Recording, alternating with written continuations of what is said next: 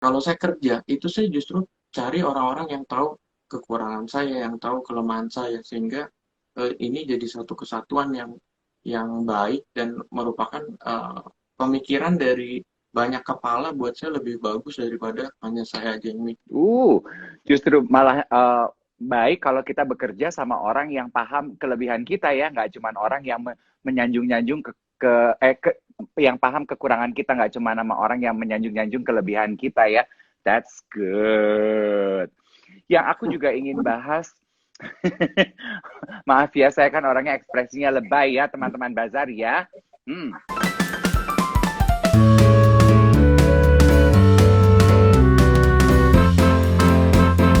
Halo, selamat hari Sabtu, teman-teman Bazar semuanya. Sudah siap untuk kencan Brunch with Dave kali ini? Yes! Istimewa sekali episode live Instagram Bazar kali ini. Ceritanya kita 17 Agustusan merayakan HUT Republik Indonesia ke-75.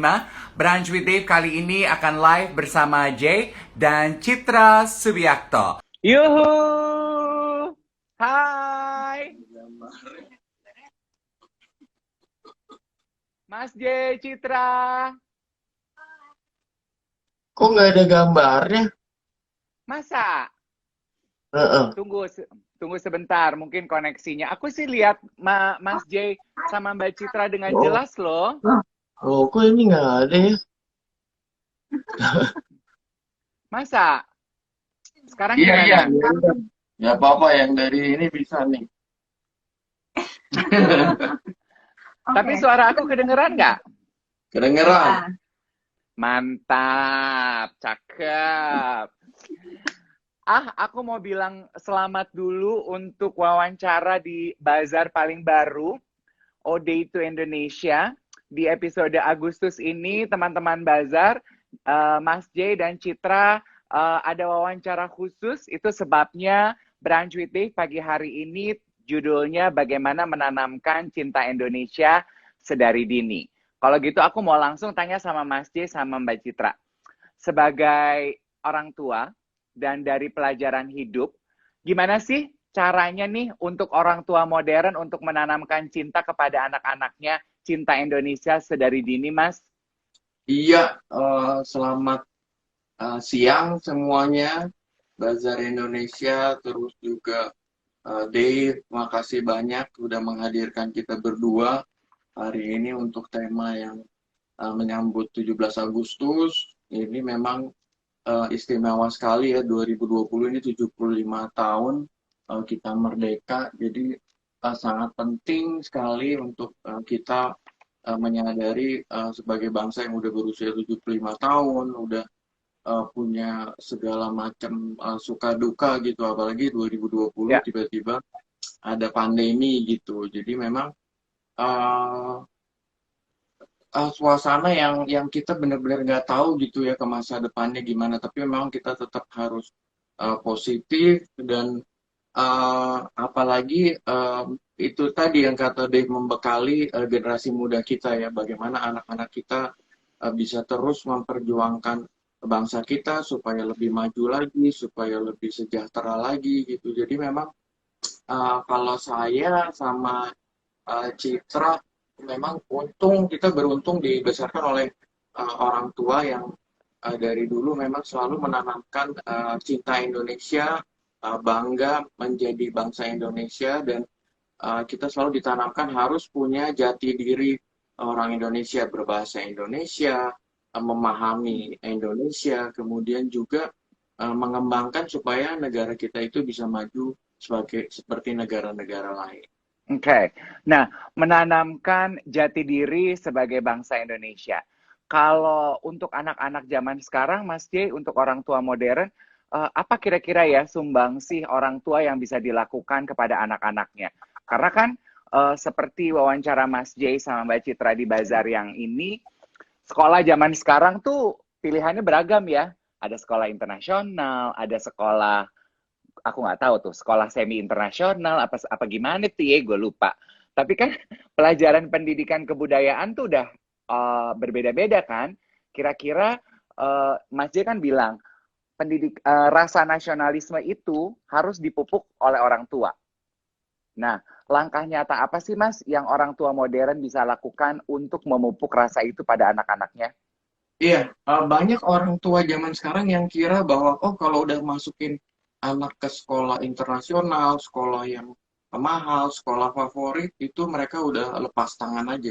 Nah, ini Hmm, sebenarnya kesalahan terbesar gitu karena sebenarnya hampir pendidikan dasar yang saya dapat itu justru dari orang tua. Ketika orang tua mengajarkan tentang budi pekerti, mengajarkan tentang adat istiadat Indonesia, kemudian hmm, juga bagaimana empati, toleransi, bagaimana kita hidup di negara yang sangat beragam, beragam etnisnya, beragam agamanya gitu dan sukunya. Jadi hmm. itu sih yang perlu memang kita justru yang harus mengajarkan ke anak-anak, apalagi sekarang sejarah tentang Indonesia di sekolah-sekolah tersebut kurang mendalam ya, kurang dipelajari secara mendalam. Kemudian Hmm. juga pengetahuan tentang apa yang pernah karena sejarah itu kayaknya nggak diceritakan menurut saya tahun 98 itu harusnya masuk ke buku sejarah ya apa yang terjadi ketika reformasi terbentuk gitu karena banyak generasi sekarang yang kalau buat saya alfa sejarah jadi alfa terhadap sejarah ya lupa gitu apa sih yang terjadi 20 tahun yang lalu aja lupa apalagi Ya, zamannya kita dijajah Belanda, dijajah Jepang. Jadi itu sih yang perlu bahwa orang tua zaman sekarang itu harus uh, mengajarkan kepada anaknya tentang sejarah, tentang empati, tentang toleransi dan bagaimana hidup di negara kepulauan terbesar seperti Indonesia ini. oke, tuh ya. Jadi buat teman-teman Bazar yang menyaksikan Brunch with Dave kali ini, biarlah obrolan sama Mas J sama Mbak Citra sedikit colek kita ya, agar menjadi orang tua modern yang mau memupukkan rasa cinta nasionalisme kepada anak-anak. Caranya gimana? Tenang, ajarin aja sejarahnya, perkenalkan. Nggak usah yang jauh-jauh, tadi Mas J bilang peristiwa reformasi 98, perkenalkan deh kepada anak-anak. Gitu ya Mas J ya? Ya, Nah, aku juga ingin tanya dan membahas sedikit, kan Mas Diay berkomentar kalau zaman sekarang tuh media juga semua sangat mengagungkan budaya luar. Nah, aku juga pengen dengar bahasan extended version mengenai hal ini dari Mas J dan Mbak Citra. Citra suaranya pengen ngomong, pengen dengar bukan suaranya Citra Citra dulu. atuh. Cit, how are you? Baik, baik, baik. Gimana? Jadi tadi pertanyaan lebih tentang budaya Barat ya, gitu. Yes. Sebenarnya kalau dari kita pribadi ya kita berdua, karena kita kan dari kecil emang diajarin tentang budaya Indonesia, diajarin tari, maksudnya diajarin tari, main musik, nonton. Jadi mungkin waktu kecil kita nggak gitu seneng ya maksudnya bosen gitu tapi kayak orang gitu kan sampai ngantuk-ngantuk gitu tapi ternyata besarnya kita itu jarang melakukan tinggal gitu. Jadi mengenai sekarang ada barat itu sebenarnya hmm, kita nggak apa-apa kita perlu tahu gitu kita perlu tahu untuk informasi oh apa sih yang sedang terjadi gitu tapi kita juga nggak usah ke bawah gitu karena sebenarnya kan kita akar budayanya itu sangat sangat kuat kan dan sebenarnya kalau Ya. misalnya kita berkarya kalau kita berkarya terus kita benar-benar ngikutin apa yang ada di negara barat itu persaingannya dengan negara barat yang udah pasti akan lebih bagus hasilnya karena itu kan udah rootnya mereka gitu kan dan kita jadi nggak stand out gitu tapi justru kalau kita ngangkat eh, budaya kita gitu dengan oh, ini kita pasti akan karyanya akan lebih lebih menarik karena jadi tampak berbeda. Yes, tuh point taken.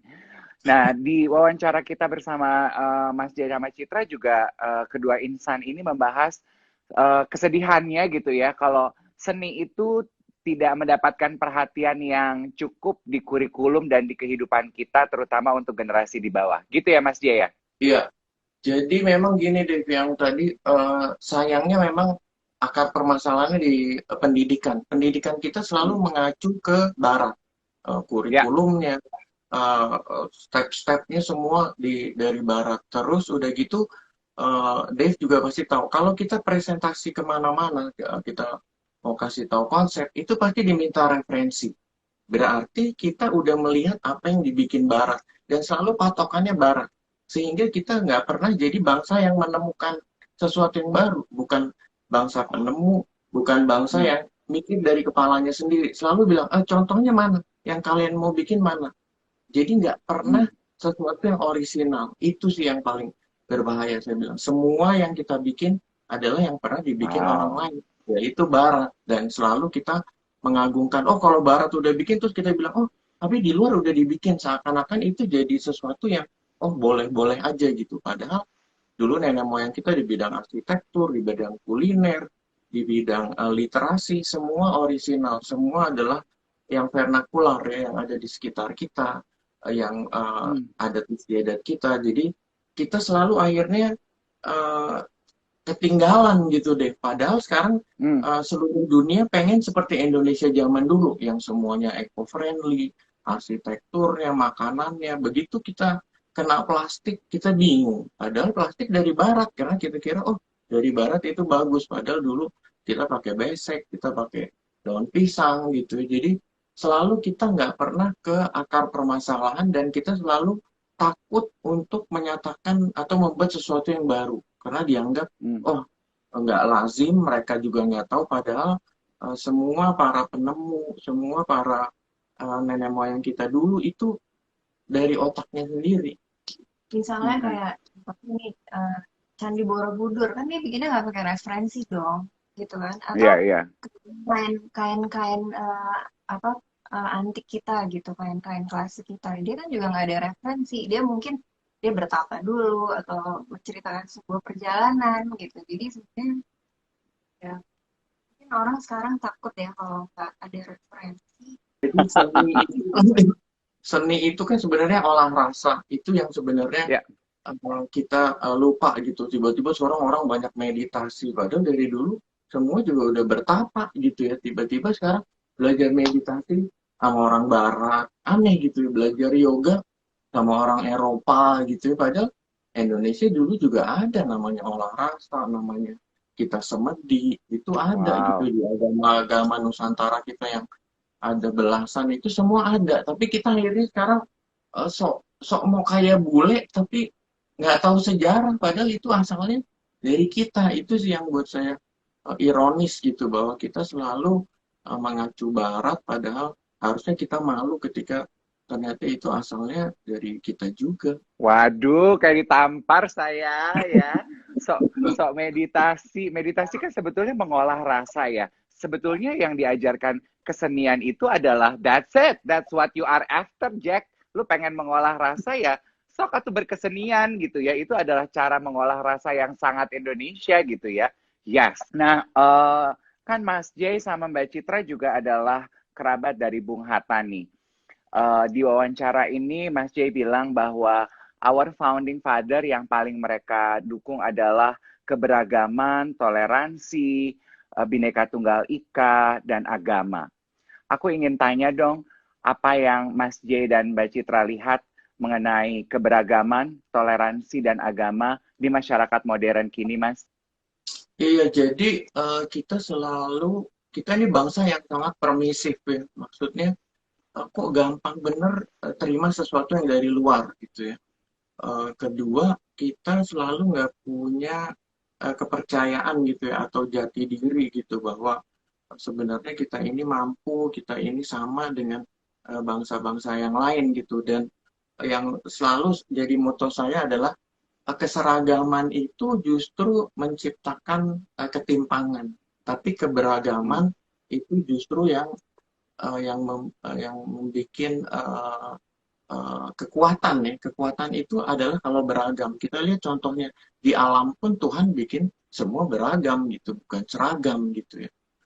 Juga empati itu juga sekarang kurang, toleransi, menghargai orang-orang agama lain, kemudian menghargai pikiran orang lain gitu.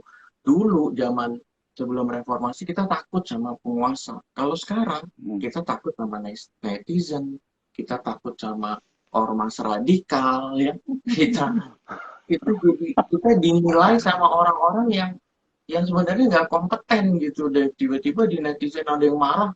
Oh, tapi harusnya kan kalau kita mau dikritik oleh kritikus ahli seni atau kritikus sejarah harusnya seperti itu. Jadi ini sih yang saya lihat perubahan yang begitu luar biasa dengan adanya sosial media. Akhirnya kita jadi takut bergerak, dikit-dikit bikin kayak sensor sendiri gitu ya. Tapi akhirnya di mana yang namanya kebebasan berekspresi, apalagi kita lihat orang selalu bilang kalau deket 17 Agustus, ayo budaya Indonesia, ayo kesenian Indonesia gitu ya.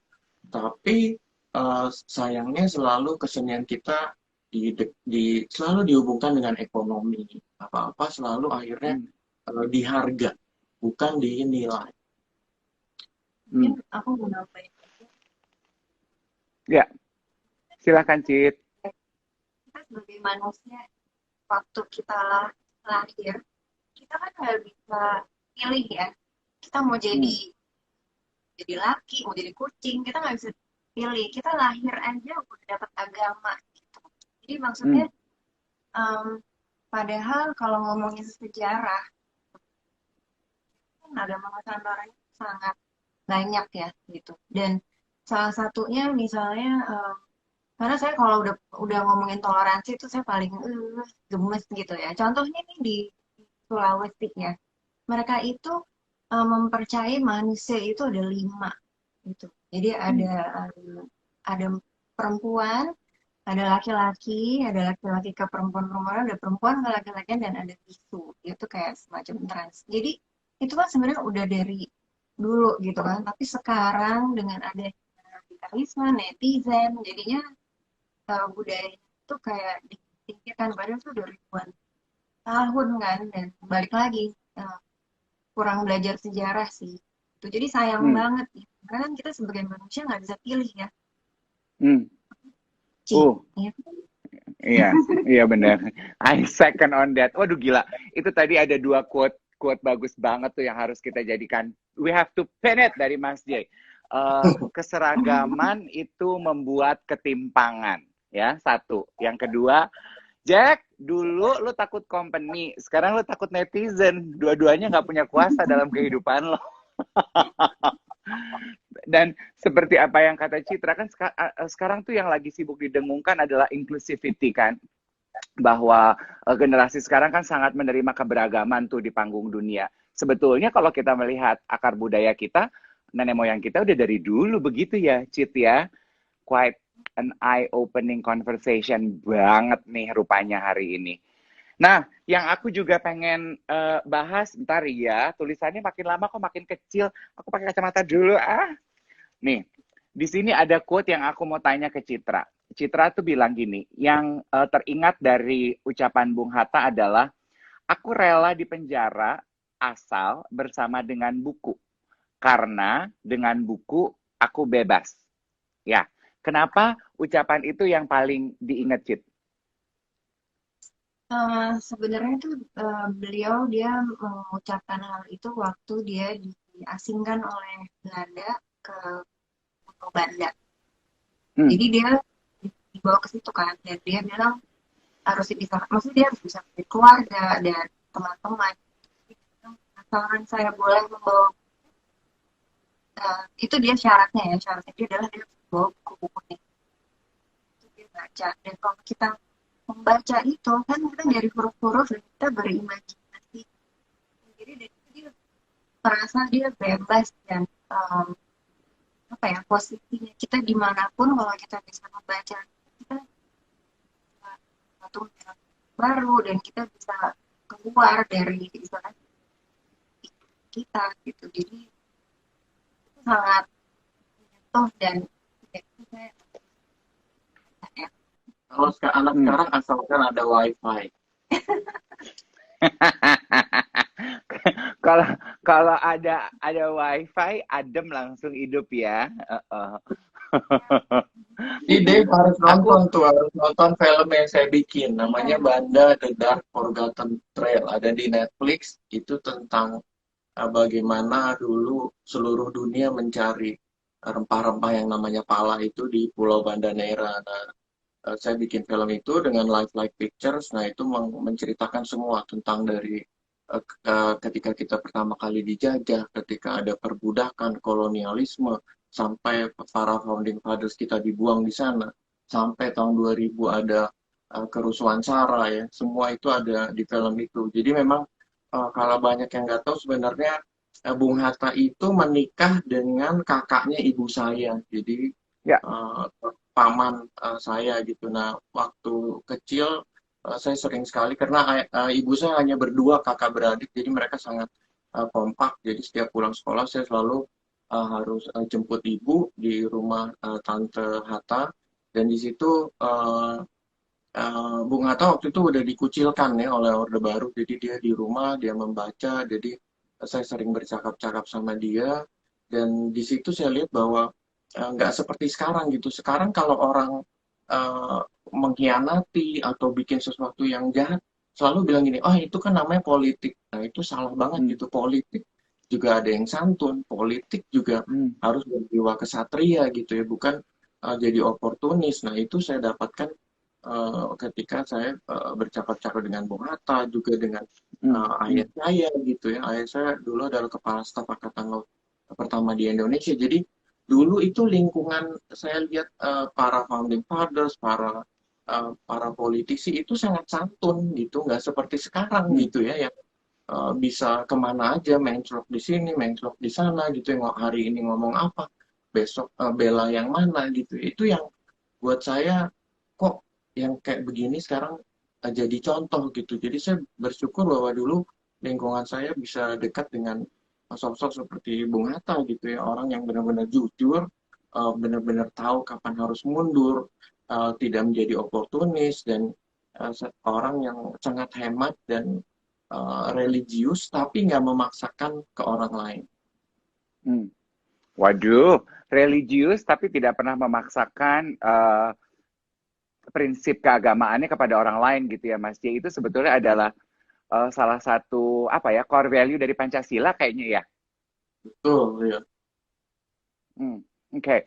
Nah, Mas J, menurut Mas J, dengan dasar-dasar yang Mas J dapatkan dari melihat latar belakang kedekatan Mas J dengan Bung Hatta, would you say itu juga membuat karakter Mas J dan Mbak Citra dalam bekerja sebagai manusia yang sangat disiplin? Iya, memang akhirnya saya pikir kita sebagai orang Indonesia, jadi saya aneh nih kalau ada orang bilang, oh kalau mau bikin yang bernuansa Indonesia sama saya atau sama Citra. Buat saya loh, harusnya semua orang Indonesia begitu dong ya.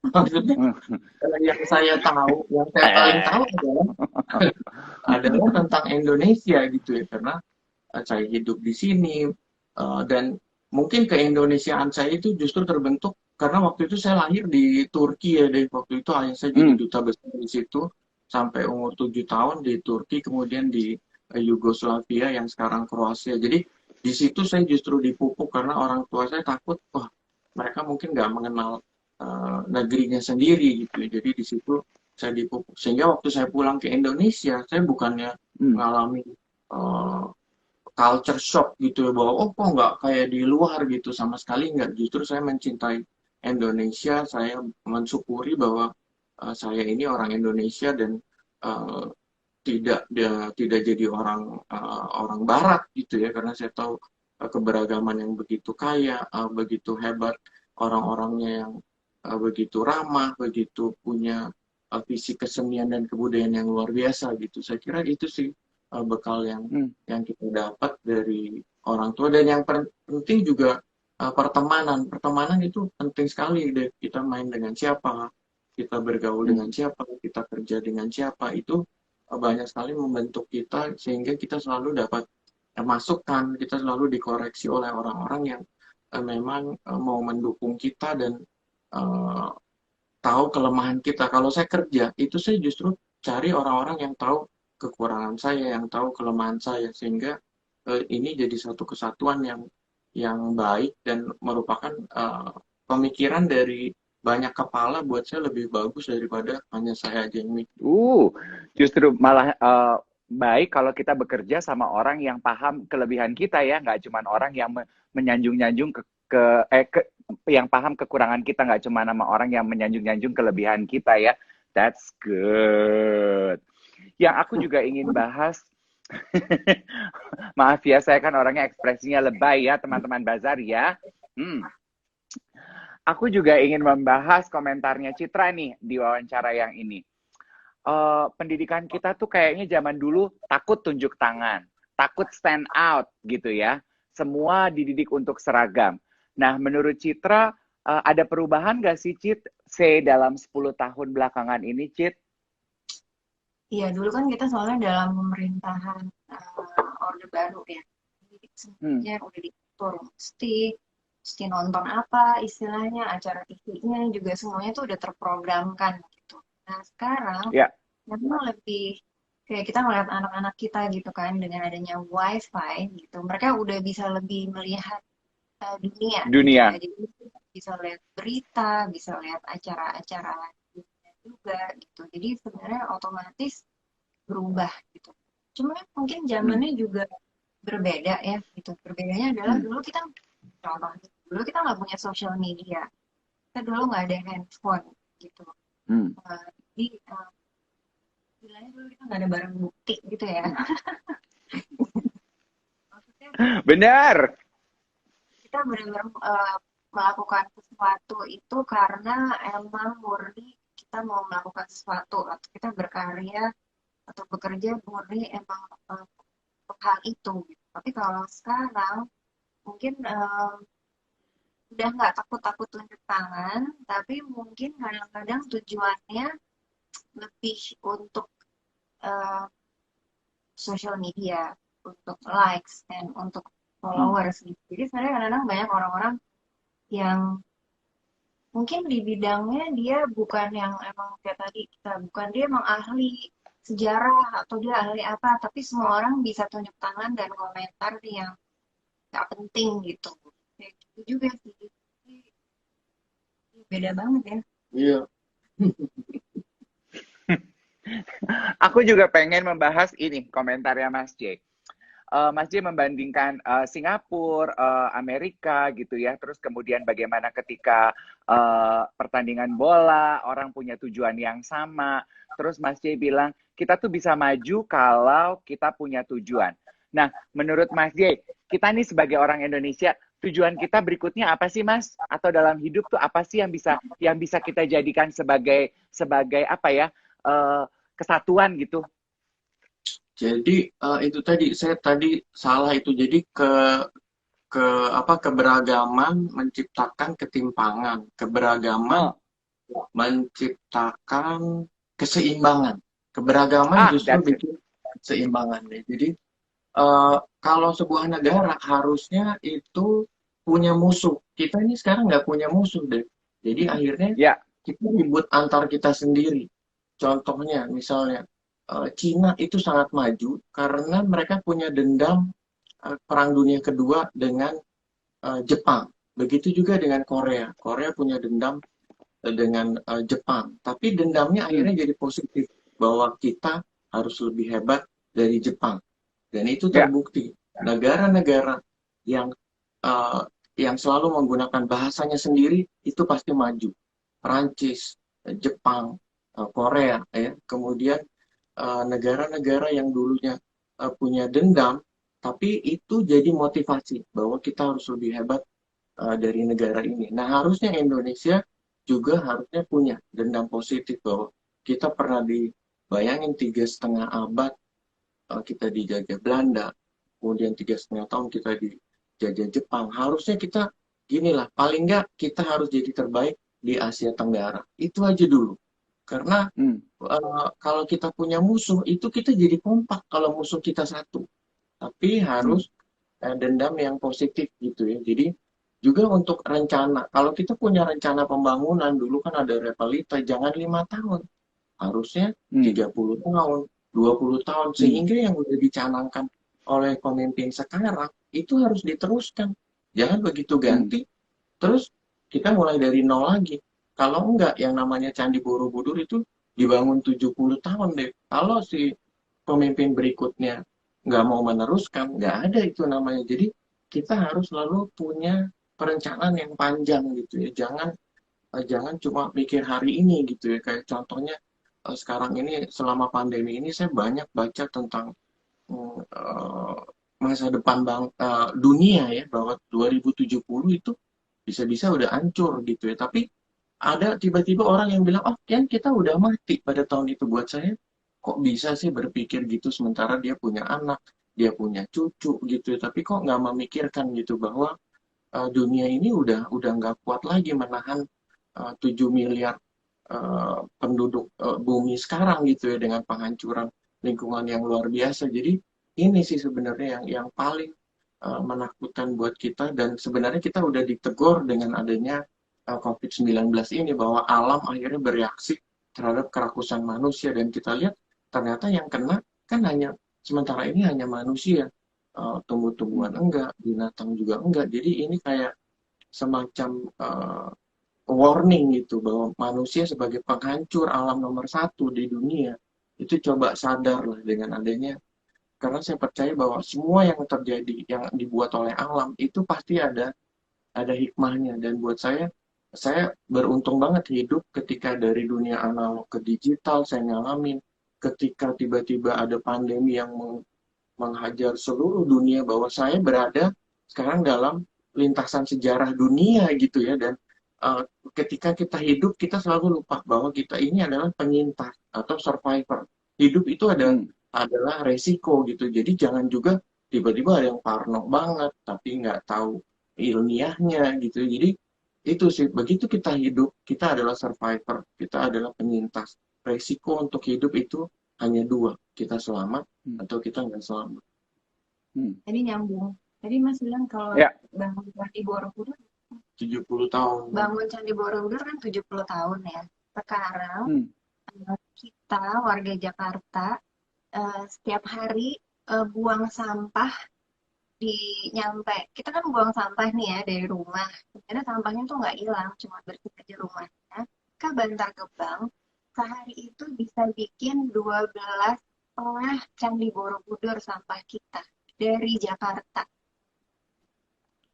12,5 Candi Borobudur. Hari kita bisa bikin 12 tahun Dari Jadi sampah. sebenarnya sampah. jadi sebenarnya kalau kita bilang kita buang sampah tuh nggak tepat ya. Sebetulnya kata-kata yang tepat kita mindahin sampah ibu-ibu gitu ya. Nah, aku juga ingin mengomentari masalah ini nih. Ini buat aku juga menarik banget. Mas Jay bilang gini, satu hal yang kita lihat dari pandemi ini, kita bisa lihat hitam putihnya orang. Kelihatan kedewasaan sebuah negara. Aku pengen tahu dong dari kacamatanya Mas Jay sama Mbak Citra. Kita nih, orang Indonesia, pemerintah kita, negara kita, seberapa dewasanya kita menghadapi pandemi ini?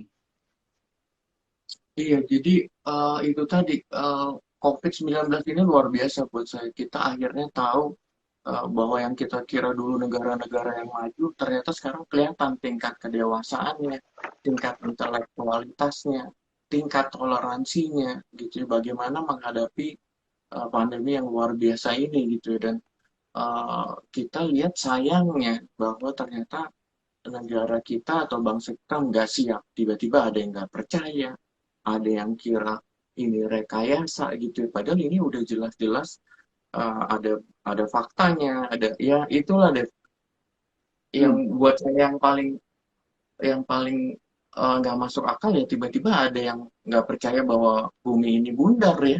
Jadi itu sama aja seperti nggak percaya bahwa COVID ini benar gitu. Dan kalau kita lihat sejarahnya kan ini tiap 100 tahun ada, yang 100 tahun yang lalu Ya, ada yang namanya Spanish flu, 50 juta orang mati. 100 tahun sebelumnya juga pes atau sampar, 50 juta lagi. Jadi eh, fase gelombang kedua itu pasti lebih dahsyat. Nah, Indonesia gelombang pertama aja belum, malah kurvanya naik terus gitu ya. Karena akhirnya kita mikirin ekonomi, ya udah dibuka aja. Jadi dibilang sekarang herd immunity, tapi tanpa ada protap atau protokol yang jelas gitu juga, kesadaran kepada masyarakat. Harusnya kan sekarang kita tahu bahwa yang bisa menyelamatkan kita adalah ilmu pengetahuan. Dari zaman 100 tahun yang lalu ditemukannya vaksin atau semua itu hanya dari ilmu pengetahuan. Nah, ini yang harus kita dukung gitu ya, para para penemu, para dokter, para praktisi medis ini yang harus kita dengarkan gitu ya. Bagaimana sih sebenarnya, karena penyakit ini belum ada yang tahu sejelas-jelasnya. WHO aja kan bingung. Oh, ternyata bisa lewat udara. Oh, sebelumnya dibilang oh nggak bisa. Oh, katanya binatang nggak bisa kena. Padahal katanya asalnya karena orang makan terenggiling, makan kelelawar gitu. Jadi memang belum ada yang tahu sejelas-jelasnya. Jadi buat saya ini sih yang penting, bahwa kita percaya kepada ilmu pengetahuan, kita banyak baca dan melakukan sesuatu yang empati, yang menolong orang yang nggak tahu sebenarnya situasinya seperti apa, yang sebenarnya kita juga nggak tahu besoknya ini seperti apa, tahun depan ini seperti apa gitu. Jadi karena ini virus itu nggak akan hilang sih, bahkan mereka nanti bermutasi. Ini kan sebenarnya dari SARS yang dulu di Hong Kong gitu ya. Jadi memang kita harus benar-benar percaya kepada para ahli sains saat ini. Hmm, kalau dari aku sih lebih gini, sebenarnya COVID ini adalah bagian dari krisis iklim. Cuman di COVID ini lebih ngetop nih, karena kan em, apa ke manusia ya, kesehatan kita gitu kan. Sebenarnya krisis iklim orang tuh kayak nggak berasa gitu. Oh, polusi, udah biasa nggak berasa. Atau kenapa sih kita mesti nggak boleh nebang pohon, nebang hutan gitu kan? Kayaknya nggak langsung ya. Padahal sebenarnya itu kan berputar gitu. Hutan ada binatang, binatangnya kita makan. Jadi kan nggak seimbang gitu ekosistemnya bumi gitu. Jadi dan ini sebenarnya COVID tuh kayak cuman bagian dari krisis iklim, dan ini akan banyak lagi selama kita manusia nggak berubah, itu akan nambah lagi. Jadi sebenarnya kalau dari para ilmuwan, kita sekarang memasuki dekade 10 tahun di mana kita bisa merubah gitu. Misalnya kita harus pakai green economy, circular economy gitu. Jadi semuanya harus berputar. Selama ini tuh linear. Contohnya pakai pakai uang tuh. Jadi semuanya ini harus circular gitu. Nggak boleh tuh ada semua yang didesain tuh semua harus dipikirin hasil akhirnya tuh apa gitu kalau sudah tidak dipakai. Gitu. Jadi kalau nggak ngapa-ngapain dekade ini, udah pasti dekade selanjutnya tuh semua udah penurunan dari kualitas air, udara gitu. 2050 Jawa Barat air bersih habis gitu. Jadi makanya kenapa kita berisik ya khususnya tentang krisis iklim gitu, karena kalau kita cuma ngarepin pemerintah atau apa tuh kan capek ya. Jadi setiap individu itu harusnya kalau melakukan hal kecil yang nggak sempurna, lupa-lupa, tapi semuanya itu rasanya impact-nya lebih besar dibandingin pemerintah atau apa yang mungkin hanya berapa persen di bumi ini gitu. Jadi sebenarnya COVID-19 ini, Dave, adalah jawaban alam atas kerakusan manusia. Ya. Jawaban alam terhadap kerakusan manusia. Kita nggak nanya, wahai manusia, udah nggak butuh jawaban lo, gue udah bisa pastikan lo rakus gitu ya. Aku tuh pas banget Citra membahas itu karena I've been meaning to ask you this. Karena kan aku sering denger ya Cit, kalau kontribusi fashion terhadap sampah itu gede banget, ya kan? Anggaplah aku bodoh banget deh mengenai hal ini. Yang aku tahu Citra lebih luas wawasannya mengenai hal ini. Sebetulnya kayak langkah konkret apa sih Cit yang bisa kita nih lakukan sebagai pengguna konsumen sejati nih untuk bisa membantu supaya fashion itu nggak jadi kontributor sampah terbesar? Oke. Sebelumnya, jadi tahun 2019 di Indonesia di 49 titik perairan kita itu Hmm, diadakan research oleh Diverse Clean Action tentang jumlah sampah gitu. Tentunya oke. kalau dalam jumlah sampah plastik sekali pakai paling banyak. Tapi Ya, kalau dalam ukuran sampah terberat itu 55,9% adalah sampah tekstil. Dan oke. sampah tekstil itu tuh susah banget kan kalau kain kena air kan dia jadi tambah berat ya. Jadi dia tuh susah banget untuk diangkat dari sungai, dari laut gitu. Nanti udah nyangkut sama koral, robek-robek segala macam tuh susah sekali. Tuh. Hmm, Jadi dan sebenarnya yang paling berbahaya itu adalah yang mengandung bahan polyester. Karena oke. polyester itu satu paling affordable, jadi dia paling Ya, murah, dan dia mengandung plastik. Jadi tidak bisa hancur kan selamanya. Jadi hmm, kalau dia masuk air, nanti dia jadi mikroplastik, dimakan ikan, ikannya kita makan, kita deh ada penyakit-penyakit baru yang bermunculan gitu kan. ya. Jadi sebenarnya kita, Dave sebagai orang yang sangat fashionable gitu, gimana caranya? Mungkin gini, nomor satu yang paling mudah konsumen itu adalah kalau kita punya beli sesuatu, kita mesti memperpanjang masa pakainya. Jadi Oke. kan tren itu mm, sebenarnya kan yang masalah tuh fast fashion ya, di mana fast fashion itu kan dia sangat affordable, setiap Hmm, setiap minggu ganti ada tren baru dan karena harganya murah, orang tuh cepet banget ganti dan buang atau kasih gitu. hmm. Kasih dan Nggak buang rasa itu sayang gitu ya. iya gitu dan itu akhirnya berakhirnya di laut gitu. Jadi kalau kita memperpanjang masa pakainya itu dipakainya tahunan, itu kita udah membantu ngurangin emisi karbon 10%. Tuh. Oke. Jadi, Oke, nomor got satu it. tuh memperpanjang itu masa pakai. Kedua mungkin mulai memilih bahannya, mulai peduli Hmm, dengan bahan pakaian yang kita pakai gitu. Jadi hmm, paling nggak dia nantinya jadi sampah gitu. Dia bisa hmm, hancur, bisa berurat. Gitu. Memang sesuatu hmm. yang ramah lingkungan itu kan masih mahal ya, karena prosesnya dia lebih berat. Lebih panjang. Ya, ya. Ya, terus mungkin mendukung juga buat balance gitu. Tentunya kan kita semua juga pecinta brand-brand yang bagus-bagus. Gitu. Tapi untuk balance-nya kita juga support lokal. Karena artinya Ya. kan mengurangi emisi karbon kayak pesawat, apa segala Hmm, macam. oke. Ya itu sih. Sama ini sih, Itu Dek. Sebenarnya ya. sebenarnya sebagai rakyat kita juga pemerintah ini sebenarnya banyak sekali keputusan pemerintah yang tidak ramah lingkungan. Jadi Hmm, yang saya bingung selalu kok kita nggak pernah ke akar permasalahan kayak plastik tiba-tiba kita disuruh jangan pakai plastik, tapi pabrik plastiknya nggak dilarang ya Mm-mm. aneh. hmm, Jadi harusnya ini yang namanya Menteri Perindustrian, Menteri Lingkungan, Menteri Kehutanan ini ngapain aja gitu ya, hutan kita dihajar habis, kelapa sawit merajalela, batu bara merajalela, kemudian kenapa pabrik-pabrik yang bikin plastik, yang bikin bahan polyester itu tidak ditegur gitu untuk hmm. menggunakan, karena sekarang udah ada bahan-bahan yang degradable gitu walaupun masih lebih mahal, tapi kan ini untuk keselamatan generasi kita yang mendatang gitu. Jadi kita selalu nggak Oke. pernah ke akarnya lagi gitu. Kita kayak Hmm, dulu kertas tuh jangan pakai hutan, tapi pabrik kertasnya tetap ada gitu. Jadi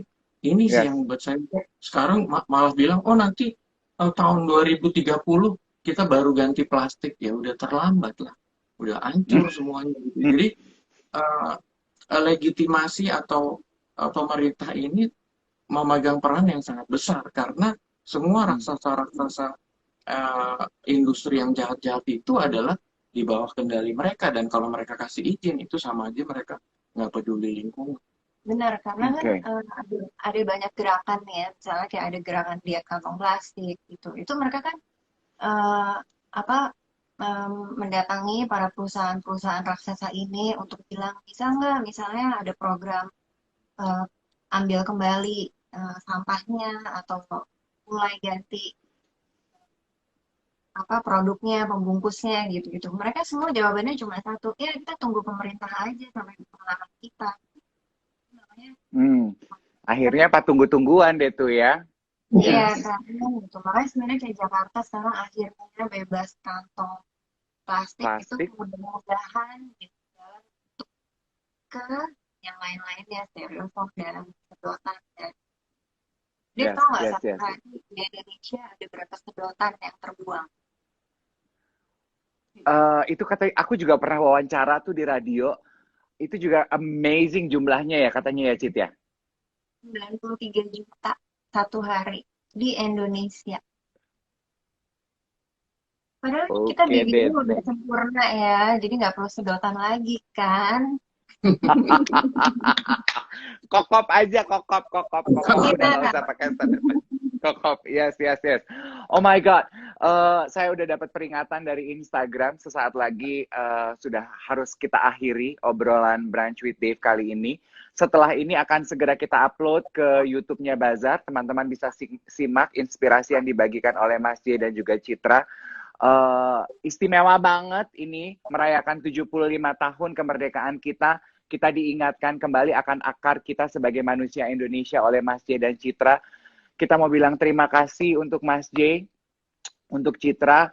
Jangan bosan-bosan untuk membagi dengan lantang dan lugas ya kepada kita nih ya yang kadang suka terlena dengan kehidupan modern. Kalau perlu ditampar, disiram, hayo kita rela supaya negeri kita menjadi lebih baik. Gitu ya Mas J sama Citra ya. Iya, Sama-sama. makasih banyak buat Bazar Indonesia, makasih buat Dave, sehat selalu, dan Oh, jangan lupa cintai Indonesia. selalu. Salam buat Elvara ya Mas.